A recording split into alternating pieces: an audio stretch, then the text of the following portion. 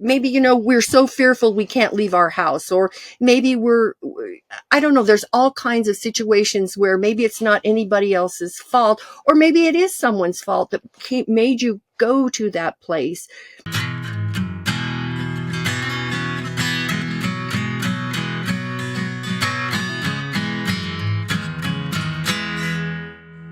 Hey, welcome to 10X Your Team with Cam Otis. We're a father-son leadership podcast where we talk with other lifelong learners about making an impact and solving big problems.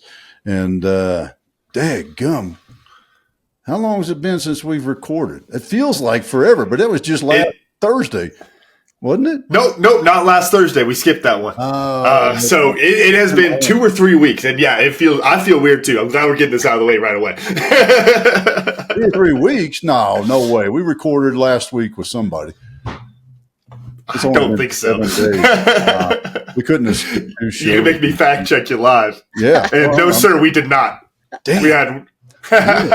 We had a no show. That's right. Yes, sir. That's what it was. We had a no-show. That's what it was. Yeah, you got to. I wasn't going to dive him out like that, but all right. Folks, if you're listening to this show or watching it, watch it. It's a lot more entertaining. Got some damn good-looking people on it, too. If you are watching this show and you say, hey, I'd really like to be a guest, and then you don't bump it up in your priority and you just ghost us, yeah. Talk about move to the bottom of the list, and that list don't ever get cleared out. Let's just say that I don't care whether you're a potential client of Tribe and Purpose or not. We don't deal with disrespect like that, and that's a disrespectful thing. And now that I've said my PSA and gotten all flustered about it, I want to shift and talk about wonderful winter weather. Of 11 inches of snow in Wyoming. Was that last night? That ain't coming my way, is it, Val? Yeah, we're leaving to head to Colorado on Thursday, and we expect to have snow all the way down. Maybe not into Colorado, but we know it's going to be all the way. It's those rains that are in California right now that are just dumping. And we clean out. We clean our sidewalks, and half an hour later, you're back out there. So it's a good snow, though. It's moisture in it, which is really nice. Good. Yeah. There's moisture. Yeah, we had that last week. Last week, I think it was. We got about almost a foot. We're supposed to get 2 inches and got almost a foot of snow. And then we've had 60-degree weather. So my brother said it was 70 yesterday. It was 20 below this morning here. Isn't that crazy? Yeah, got to love the weather patterns here, and dealing with those things. I was talking with a friend of mine, and I just laughed because I was like, there's a certain point in life where you cross a threshold where weather becomes a subject that we want to talk about. Exactly. Oh yeah, must have hit us because we're talking about it right now. Oh yeah, I was gonna say I don't know what it means for me because this is just about every show we start talking about the weather a little bit. It's been 85 and sunny here in Tucson. Don't worry, y'all. Oh, I know our fans are out there going, "Oh gosh, is Camden okay? Is it? Well, he doesn't have a jacket on or a warm shirt. He's just got a regular shirt. I got a jacket on. Yep. We got one rainstorm this winter. Woo! Yeah, big winter out here in the desert. That's right. Well, Val, it is a pleasure to have you, and I love what you're doing because one of the things that we believe here at 10X Your Team and Tribe and Purpose is capturing that story and maintaining the legacy. And I'm not going to even try to fumble it because I want you to describe what you're doing and why I get excited every time I talk to you about this. Well, I'm going to start at the beginning a little bit because I was just a happy 40-year-old something and, had a business, 2 kids and a husband. My youngest was 3. And we were at my grandmother's funeral, and my uncle kept saying, I want to go back to the prison camp I was held in during World War II. And he said it like 5 times. And kind of smartly, I said, well, why don't you just go? And he said, I need someone to do the marketing for me so we can take a large bag in honor of the 50th anniversary of our liberation. And I said, well, I'll do that for you. And he said, will you have a free trip to Europe? Now, I don't know about you guys, but I will never turn down a free trip to Europe. Nope. But as I was working on it, we sent out 3,000 letters. And as I was working on it, people would call me and these men would ask questions and then they would tell me a story. So I asked my uncle, has anyone ever recorded these stories? And he said, oh, no, never. And I said, well, I'm gonna. And then about 6 months into it, he said, did you know I was at the Great Escape prison camp? And I said, no. And I love that movie as a kid. Yeah, I love that. Let me pause you because you got to, I mean, for those like Camden that have probably never seen you got me right on that one. Yeah. The movie, The Great Escape. My God, it is one of the best movies ever made. Please give us the synopsis of it and tie it back to your uncle. So that is really cool. Well, he was held there. Actually, there were about 6,000 Americans that were held there at the time. There were 10,000 men in Stalag Luft 3. Most of them were Commonwealth, 4,000 of them, and then the other 6,000 were American prisoners. And that's a guesstimation because, who was counting by the end of the war. And so we went back to Stalag Luft 3. We followed their forced march. They did a 65 march in snow conditions like I'm in today with below zero temperatures. They had the clothes on their back. They tried to carry everything. We're throwing it all off.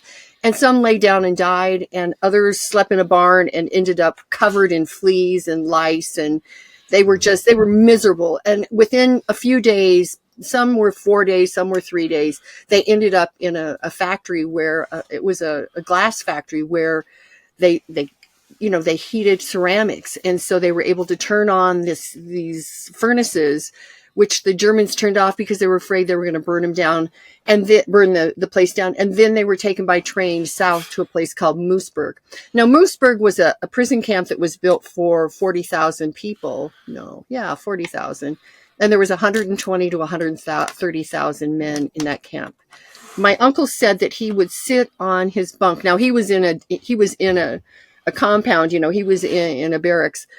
But he said he would, if he just had to urinate, he would have to sit and think about it because he was so hungry and had so little energy. He didn't want to even move. And it was really bad. The food was bad. And then one day on April 29th, 1945, here comes the tanks and here comes Patton. He doesn't come in the first day, but certainly the second day he shows up in his glorious uniform and his guns and everything. And those men had such respect for him because he showed up. He was looking for his son-in-law actually, but they were pleased. But when the tanks came in, they just covered it. And when they rose a flag on a church steeple far away, a lot of the my uncle has a poem that he wrote that said, I turned around and I saw 10,000 men cry. Because that meant when that American flag went up and the Nazi flag went down, it meant that they were free. They were going to go home, and many didn't get to. And so it was really such an important day for them. So when we went back, it was in 95, there was 125 POWs and 200 members of their family. So it was like a candy store because I could ask a question, but I'll tell you a story. So the first day we're in Berlin and we're going down Den Lindenstrasse, which is the Linden Street. And this tour guide talks about this beautiful lamppost, and it really was gorgeous. And she said, it was given to the German people by another country, and I don't remember that. And all of a sudden, a gentleman leaned over to me across the aisle on the bus and said, you should have seen the American pilots hung by piano wire on that lamppost. And I was just it almost took my breath away because I could see the rubble. I could see those men hanging. I could imagine his fear.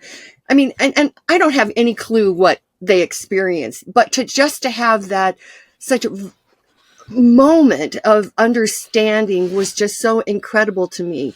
There was a man named Tom Davies who brought a full film crew, and every night he'd say, what questions did you ask today? Because I was recording all the time, and then I'd give him mine and he would give me his, and then we would determine what we would interview the next day. And it was 17 days of just incredible human beings sharing their lives. And many of them had never shared it before. And we got to hear it. And their children even heard things that they never heard. It was just such a remarkable trip that I continued that. And it's now 31 years. I'm not interviewing. Well, actually, I have a 103-year-old I'm going to interview, but he was in the Army. He wasn't an airman. So most of my oral histories are of airmen, 8th Air Force. Some of them were for Africa. Some of them were, well, really, that's where, and some of them were from, where they were stationed in Italy. Mm-hmm. And I also have Bataan Death Marchers, and I have a huge collection of Radio Tokyo. They're not really Radio Tokyo letters. Radio Tokyo was really a brand of disinformation and propaganda. But they let our Americans, and I believe the British as well, Commonwealth soldiers, to give their name, rank, brief message, and contact information for their family, and a message. And a woman in my town listened to it every single day. I think because she lost her son from pneumonia and she hadn't seen him. He'd been living with his father, and she was now living here and for a long time. So she hadn't seen him since he was a baby, and he was 16, 17 years old when he died. So she wrote all these messages down. I have thousands and thousands of messages, and I have 327 letters that are from family back to Cora Reed saying thank you. And some of them are so incredibly impactful because they hadn't heard from their loved one since before, the war began in December of 41. So they're really pretty interesting. And I feel so grateful that not only do I have the oral histories of the airmen who were in Europe, but I also have the stories of those people who were in the Pacific. And that is a whole nother war, the Japanese, the way they were treated, Unit 731, which was Dr. Oishi, I think his name was, who was worse than Mengele. So if that gives you any idea. And so I've been really lucky over the last 31 years to spend time with these people. But I would love to tell stories. I've got a good one for you.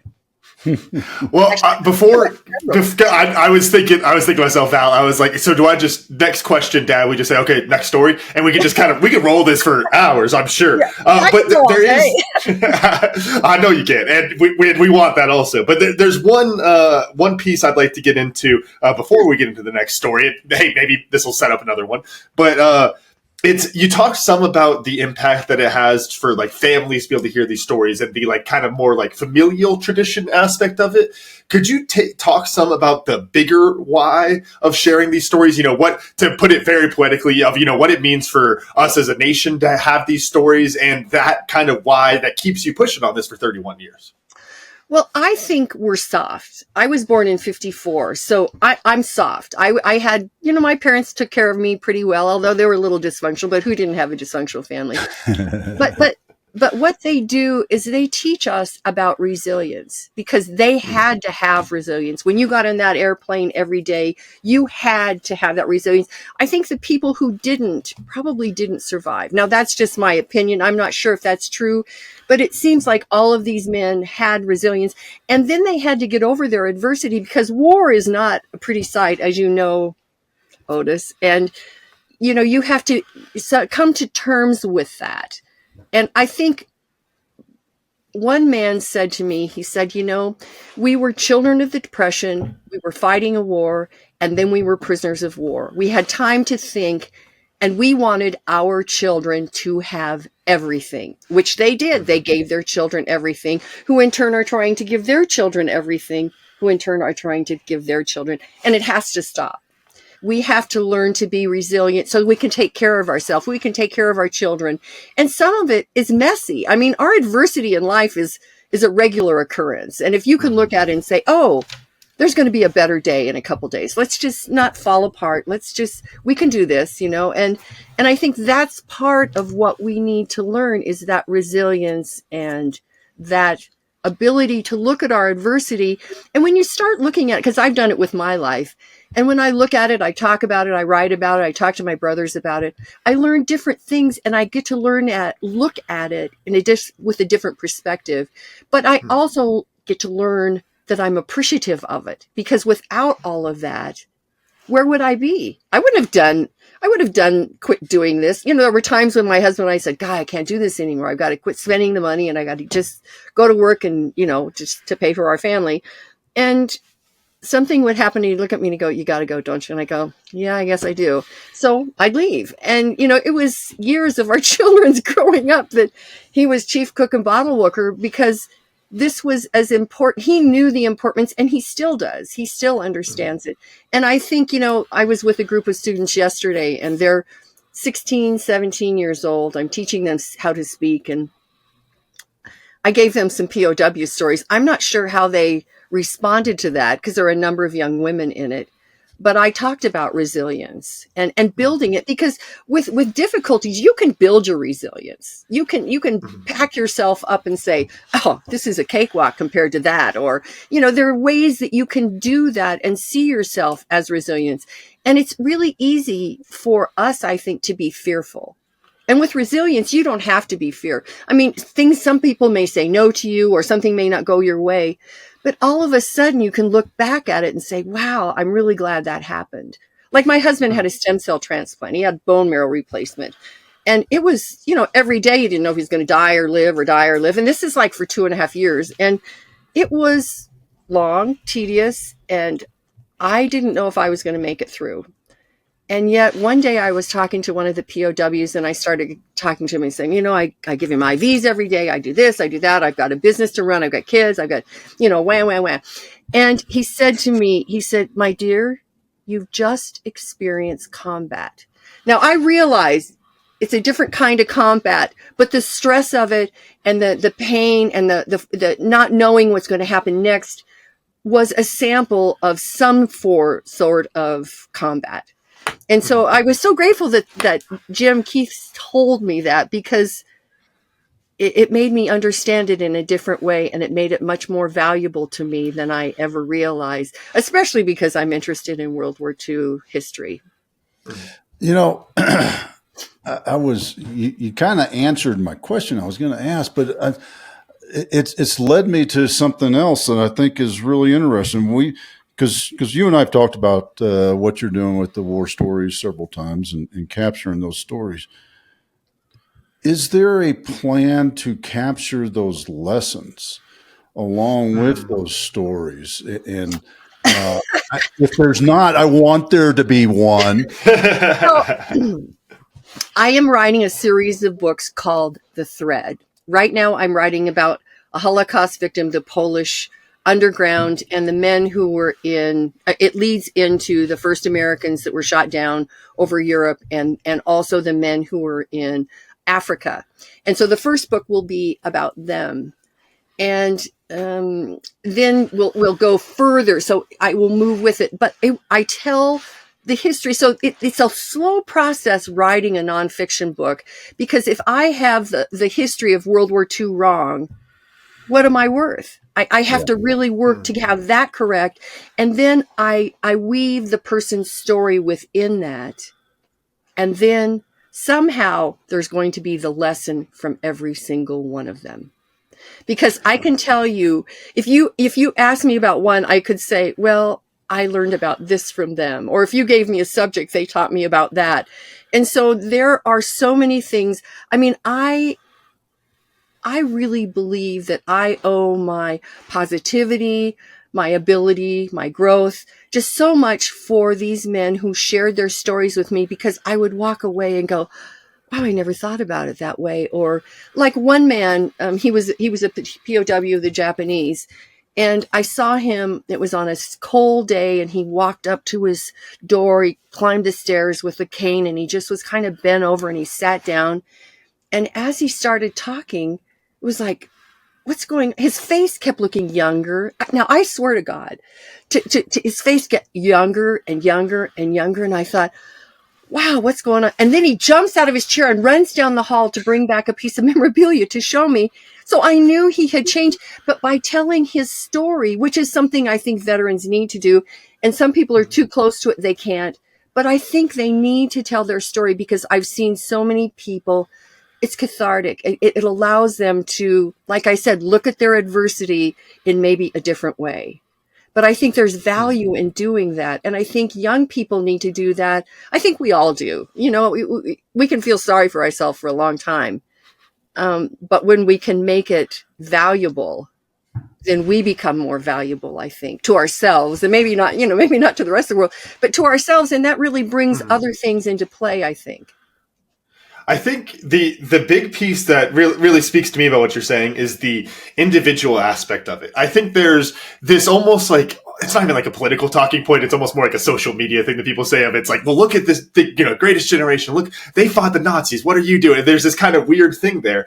But as much as there's some really real aspects to that, there also is this thing where then at the same time, if you're the young person seeing, it's like, well, like it's very different. The world is so different. And to then compare it's like to fighting in World War II, it's like, okay, well, that's not what my life is like. And there's this really weird comparison there where it's impossible to live up to that standard, right?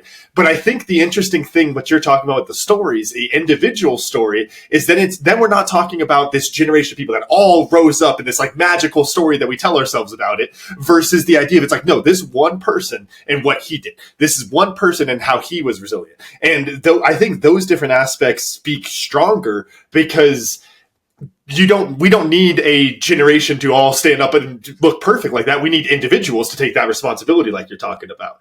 Could you talk some about maybe an instance of, you're talking about sharing these stories of somebody kind of connecting like that and, wanting to step up in this way that we're talking about?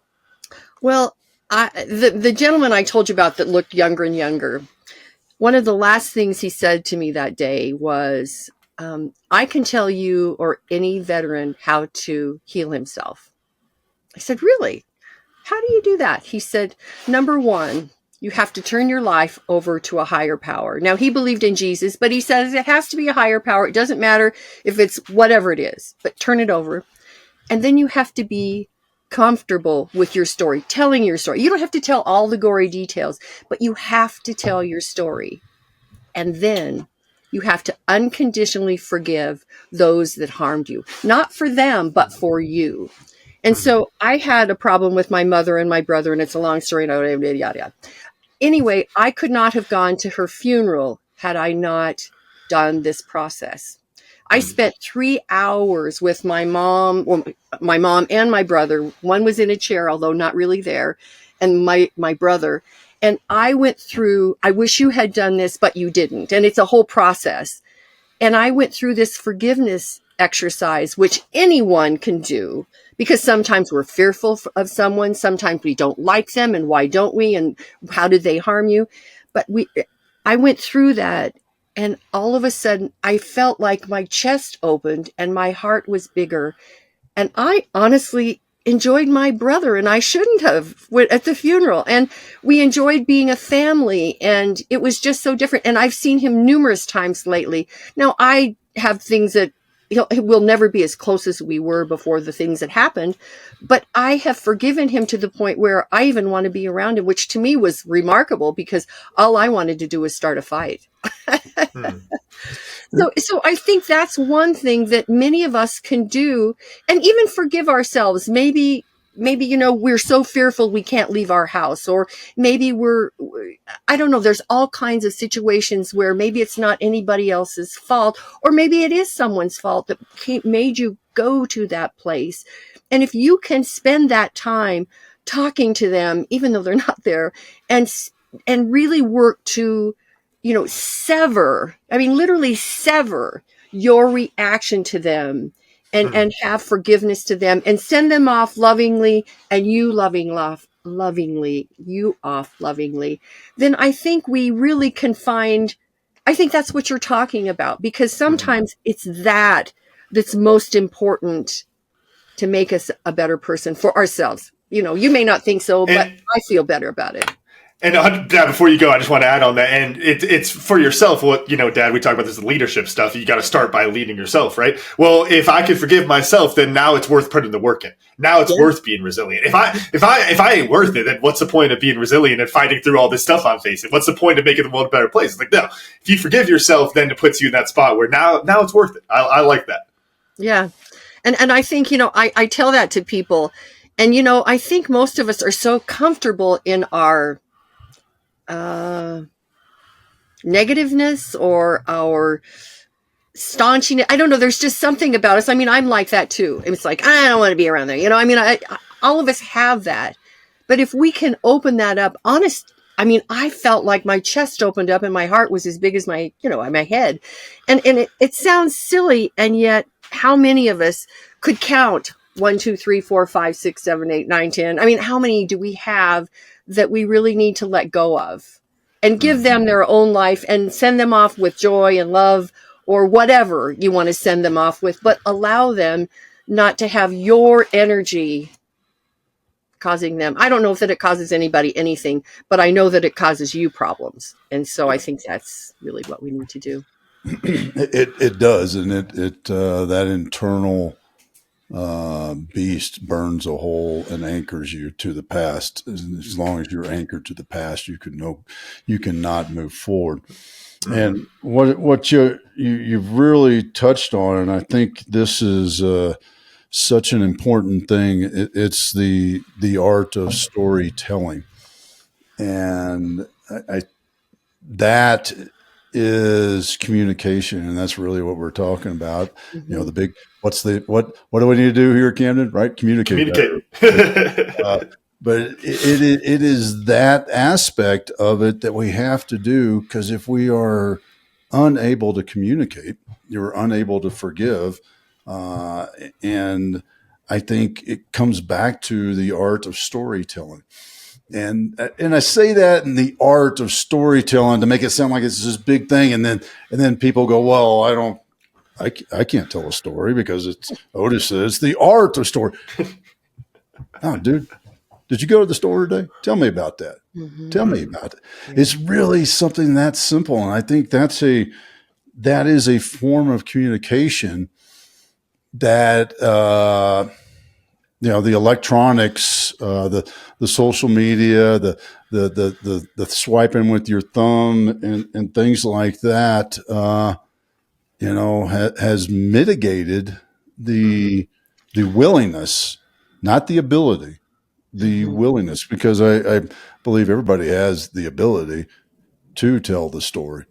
Going to the Walmart can be a pretty exciting story if told right, but you got to work at it to make it an exciting story. And to your point of making an exciting story, before you go, Val, I want to add this because I think it's a really real example. You didn't talk about social media there. Well, tell me your story in 15 seconds now.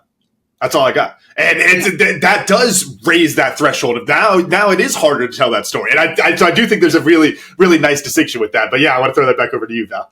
Well, I think we've locked ourselves off a lot. I think COVID allowed us to lock ourselves off and stay at home a lot. And I think I was with 20 kids yesterday, and it was, they don't want to learn speech. They're going to have to get up in 2 weeks and they're going to have a speech, a 5-minute speech. And they're all, can we read it? No, you have to memorize it. And so it's a really tough thing. And they say, well, what are we going to talk about? Well, do you live on a ranch? Do you have a mom? Do you have a dad? Who do you like? Who you don't like? I mean, not don't like. We want positive stuff. But, I said, look for obscure things and talk about that.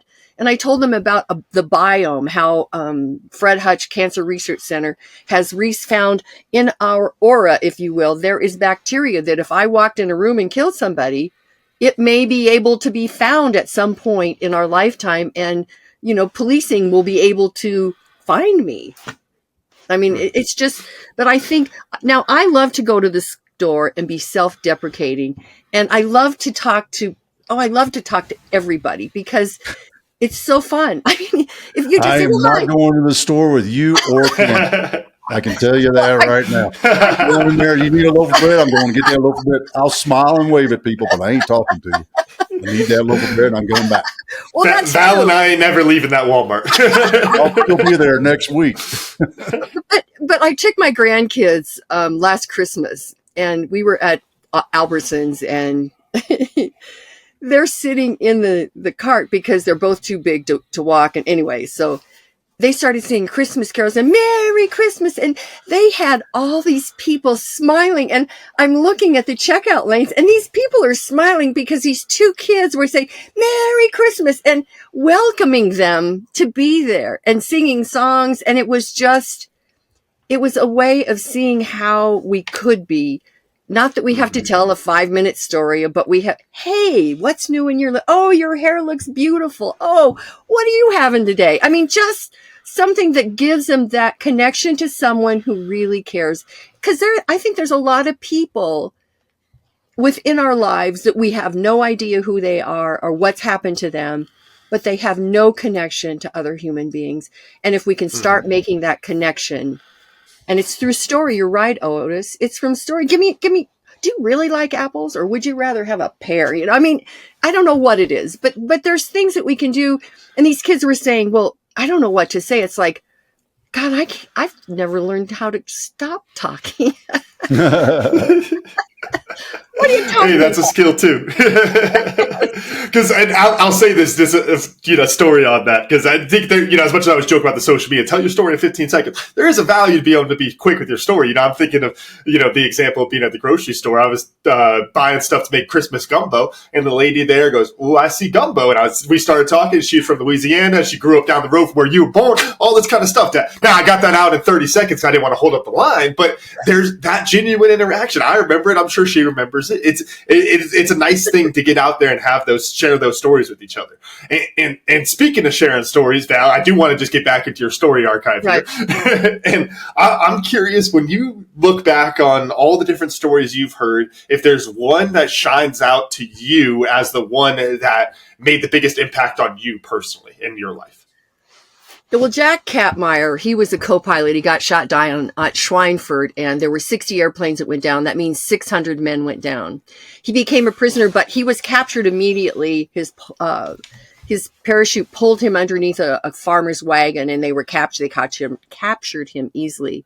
They put him in a ditch with his hands behind his back, and they were German home guard, and they were going to shoot him and kill him, execute him. And there was a farmer across the road with a young boy and a team of oxen that was plowing the field. And when the man saw what they were going to do, he started screaming at the guard, and 3 of them came after him and took him walking down the road with a gun at his back, the boy crying in the field, and the oxen being there. Jack ends up in a prison camp. Jack suffered terribly during the march. But they had time to think as young men, which we really have never had that time to think. What do you want to do? What do you want to be? And finally, after his prison camp, his back was injured for the rest of his life, and he was in pain and suffered desperately. Anyway, he said to me one day, "You couldn't give me $1 million to do that again, but you couldn't pay me $1 million to take it away from me," because it was so impactful in his life. He knew what he wanted to be after he came home. He became an educator. He and his wife never had children. But when he died, well, he died first and then his wife died. But he requested that I would go to Iowa and pick up all the books that he had because he wanted me to have them. And then I was to take their dog. He was a big standard poodle, and I didn't tell my husband. I said, "I'll take him." And when Lamar, his wife, died, I thought, oh dear God, what am I going to do? So I arranged for this dog to be transported from Iowa to Wyoming. And we just love that dog. But she was going to put him down, and I had to talk to her brother. And the funny thing was that it was such a gift to us in the long run. And I don't know where I'm going with that. But Jack Kapmeyer, he could say things that other people couldn't say. There's another one. His name was, let me think. Let me get his book right this second. His name was David Westheimer. And he's written 15 books. One was Von Ryan's Express. It was a book. It was about people being in a prison camp in Italy, because he was in a prison camp in Italy. And he escaped from Stalag 7A, where they were liberated from. And he took off and he met up with GIs, and he went in and bought a uniform. It was who the guys are that come down on parachutes. What branch are they with? Paratroopers, the 82nd. Yeah. And so he wanted to look like them, and the guy says, "God, you stink. You can't put that on."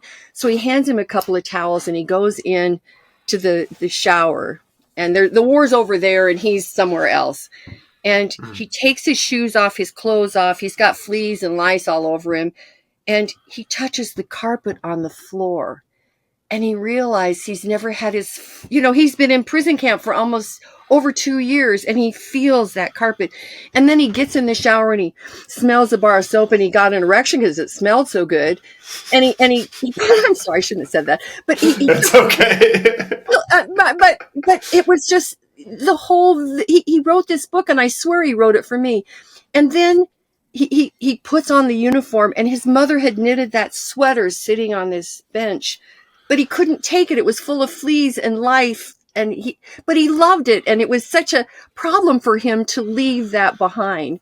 And so he meets up with these GIs, and they take him across somewhere, and they go to a guest house, and he's sitting at the table, and he has his hands on the table. And this woman who's getting their drink order, or their, what they're going to eat for dinner, touches his hand. And it had been almost 3 years since a woman touched him. And those are such little things that we take for granted.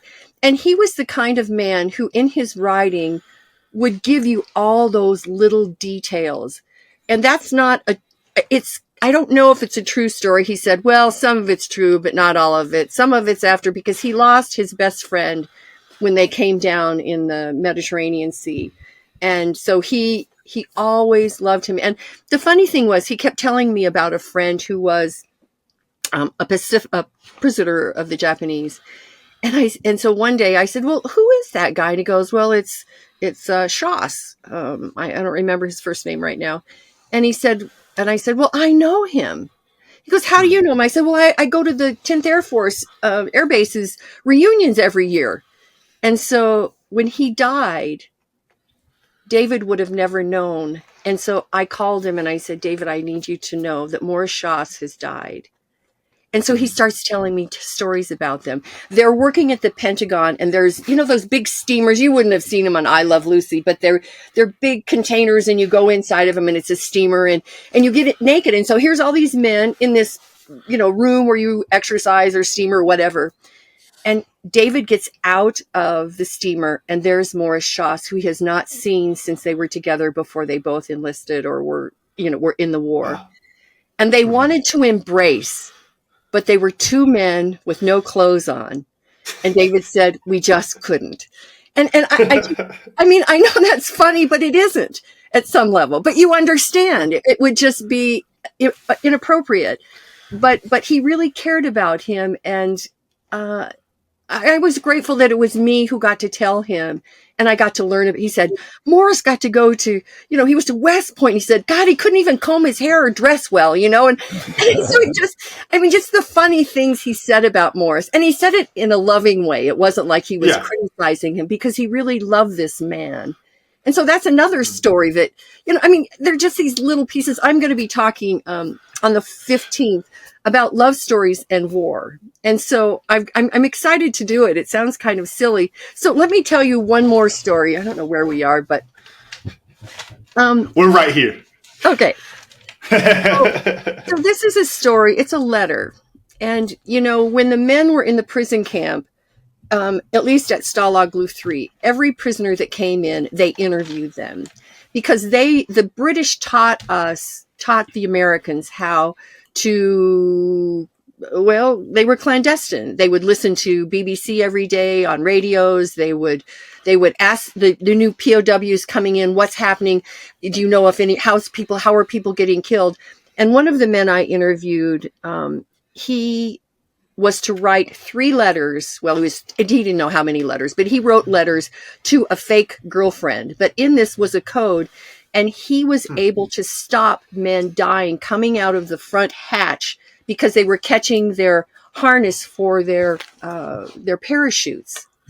And it took him 3 of them. But when the men were coming in and weren't being killed, he knew that they had succeeded. But this is a story about another kind of letter.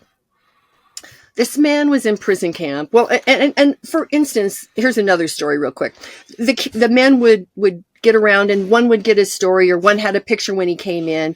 And all of these men were around, and this guy's going, look, this is who I've been sleeping with, and yada, yada, yada. And this guy in the back goes, that's my wife.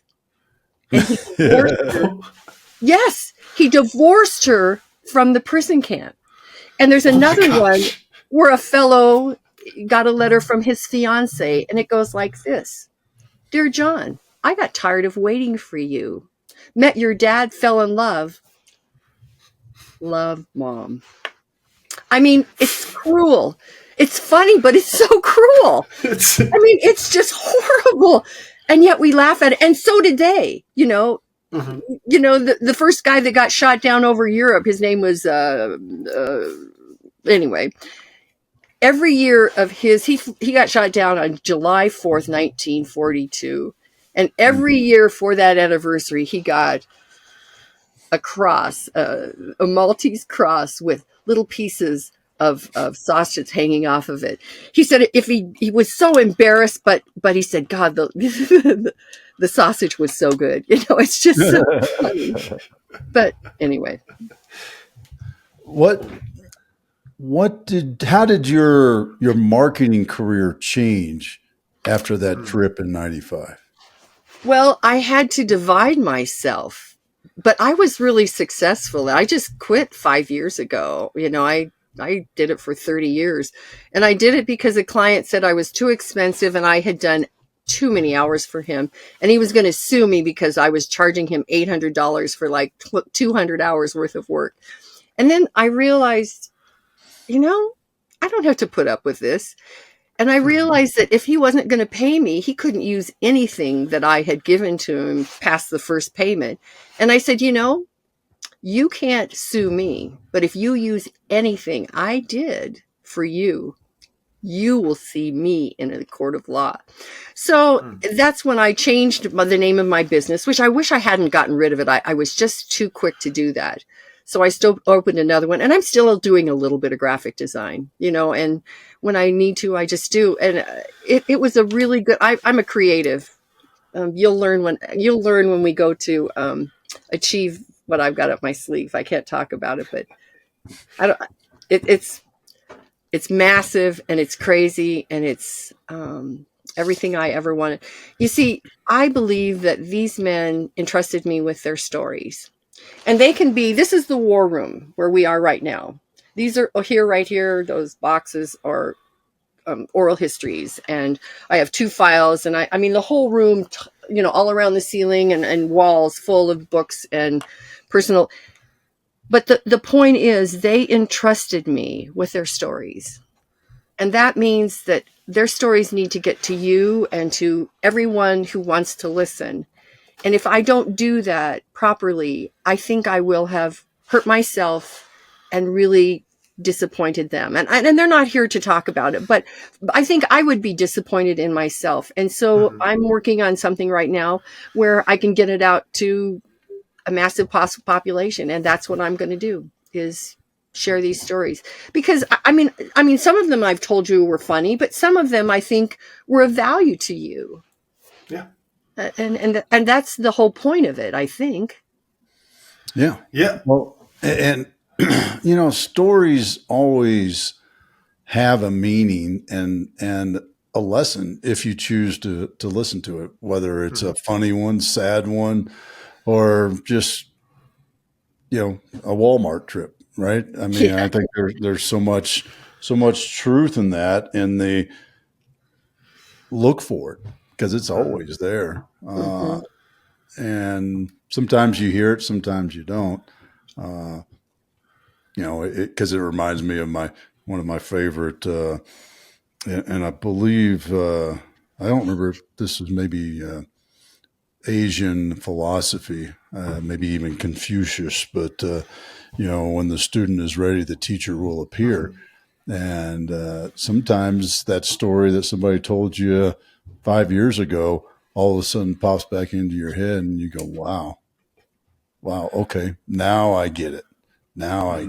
And that's a powerful place to be in all these stories that you hear.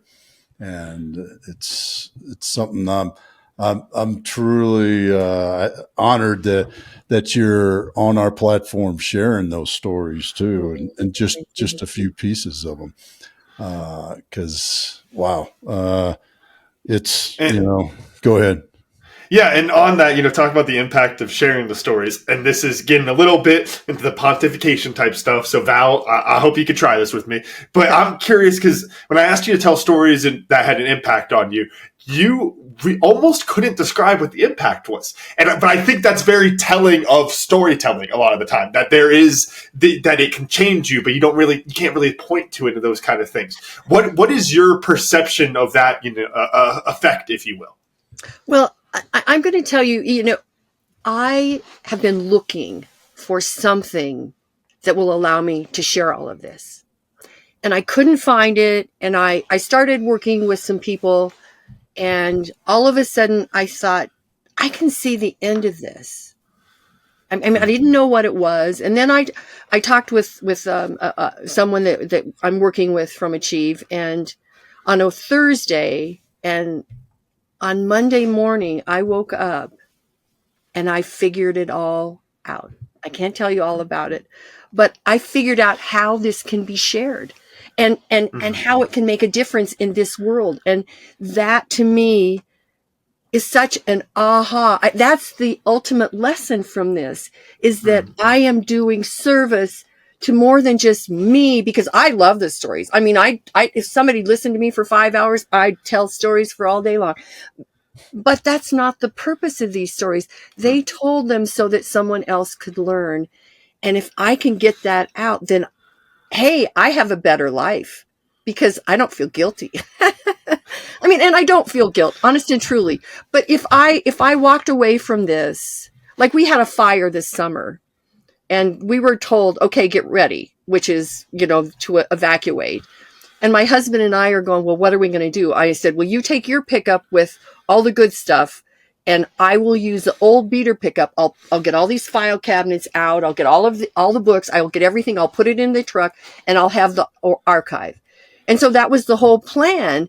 And so I've been talking to myself since.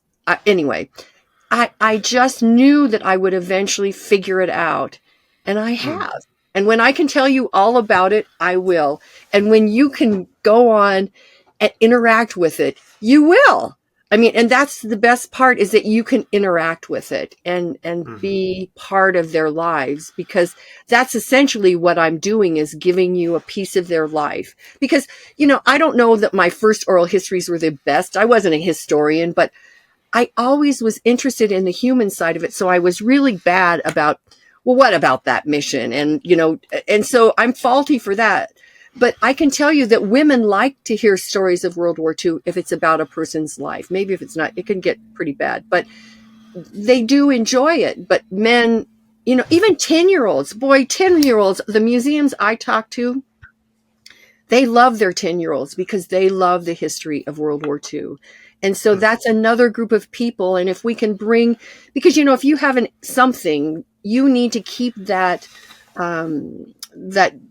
group of people. So if you have a great hamburger shop and the parents love it, if the kids don't like it, they're not going to come back. So you've got to bring those children in and feed them the history and whatever else it is, because then we all learn from it. Because I'm hoping to learn from all these people that we're going to work with and do with. And, it's amazing. I mean, I'm so grateful, I wake up grateful, and then but there's just so much to do sometimes. Yeah. Well, and it's amazing. And I think, what I learned today was, just the power of the story and how important it is. I think it's, it's not this big thing out there. And I think as a listener, because if you can tell a story, you should be a listener of a story, that you should give grace to the person who's telling the story and truly listen. I think that's my reminder for me. It's not just telling the story, but you need to listen to it. Camden, how about you? What'd you learn? I was going to say briefly on that. You've heard me joke about it before off air, Dad. Well, it's like, yeah, fact checking doesn't make for a good conversation. And in this format or any other, it just does not flow the right way. You got to be able to have two different aspects there. But no, for me, I got two. One, which I need to watch The Great Escape movie. I need to find it and watch it. Thank y'all. And then the other one, and this is an interesting one. The idea of the forced pause. And we've talked about this in other settings, Dad. I think like the guy gets his jaw wired shut and gets get punched in the face for mouthing off, and then you have to be quiet for 6 months, and what that does for you. And of course, the extreme examples that we're talking about today of in these POW camps and those kind of things. But of the value of the forced pause, and I think to me, seeing that example, that real world example, and how many people have that forced pause and then choose to take it forward in a positive way and learn lessons and be deep in thought and those kind of things, reminds me of the value of creating pauses in your own life. And, not just waiting to take that, the funnier example there of getting punched in the face, not waiting till your mouth gets wired shut for 6 months, of saying like, no, I'm going to find some time to pause and to think and to reflect, because that's such an important part of storytelling. So that was a big thing for me. Awesome. Val, how about you? What'd you learn? Well, I just love how you do your podcast, because you invite us and then you allow us. And I feel like I'm your friends now. And so it's well, but you don't always find that, it's like you're a mechanic, or a machine, just throw it out. And you asked really good questions and allowed me to dig deeper. And I got to talk about different people that I love. There was one man, oh God, Bud Bushmeyer. He was a character and a half. And he would call up and he'd say to my husband, "Can I talk to my girlfriend?" And, and my husband said, "Could you just get him to quit saying that?" And Bud is really, I got to show you this. Bud was just... Dad, you hanging up that phone when you get that call? So here he is, right? That's cool. Here's Bud Bushmeyer right here in this picture. He was a gunner, a waist gunner. But he came into, I was at a reunion, a World War II reunion in Detroit, or outside of Detroit. And there were all these different agencies there. And he was there with the 100th Bomb Group, who was with Masters of the Air. They did have you seen Masters of the Air? Not yet. That's the new one, came out just this last year, right? You need to see it. Yeah. One of the gentlemen died here in Sheridan, and I got to do the primary research on him. His name's Gail Clevin, and then a guy named John Egan. And I got to do lots of research on them for a month at the beginning, but then I wanted to be paid. And that you can't do that in Hollywood. You have to have, it's just complicated. Anyway, but Bud walked into our POW room because we had all kinds of stuff on the walls. And he came up to me and goes, "I was a prisoner during World War II." And I said, "Really? Well, I want to interview you." And so we went to dinner. I ended up meeting his family. Some of them came and visited us, and he was my boyfriend. Not in that way that, but he was. So I go to and I would always see him, and he'd call, and he lost his wife, and he had great kids, and just a lot of wonderful things about this human being. And he loved people, and he loved women. And so one day I'm at the National Museum of World War II, and here's a poster, pretty good sized poster. And here's Bud Bushmeyer in his wheelchair with a girlfriend standing there with her hand on his shoulder. And so, I was able to say, you're a cheater. And so relationships you can have with people that are so real in a loving way, but so fake in so many other, not fake, but not real in other ways. But to me, that's the whole point of this, is to get to know people in a way that you kind of feel part of their soul, and they get to feel part of yours. And I think it's a good thing. Yeah. I got my echo cancellation on. I don't know what's... No, you're good. You're good. And thank you for that. Val, how do folks find you? See what you mentioned, the 15th, you're giving a talk, website, books, what's going on? Okay, you can reach me at warsvoices.org or vburgess@warsvoices. I will be speaking the 14th at the Windover, the historic Windover Airfield in Utah. It will be an online presentation. And then on the 22nd, I will be at it's a museum in Colorado Springs. It is, I have to look it up. It's an air museum. Oh, the one out at the airport. Yeah. And so I will be speaking there at 11 o'clock on the 22nd. And then I've got a podcast for the MacArthur Memorial Museum, which I'm really looking forward to because I get,